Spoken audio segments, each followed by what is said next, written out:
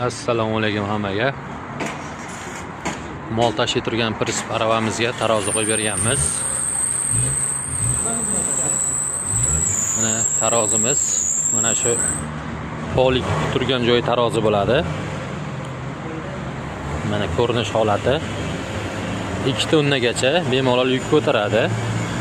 Agar materialni qalinroq profillardan qilinsa 4 tonna, 5 tonnagacha bemalol ko'taradi. Bu tarozimizga 2 yil garantiya beramiz. Zapchastlar Turkiyaniga bo'ladi. Kimgadir ma'lumotlarimiz qiziq bo'lsa aloqaga chiqishlari mumkin. Prispni chaqir, tarozi chaqir bo'lmaydi.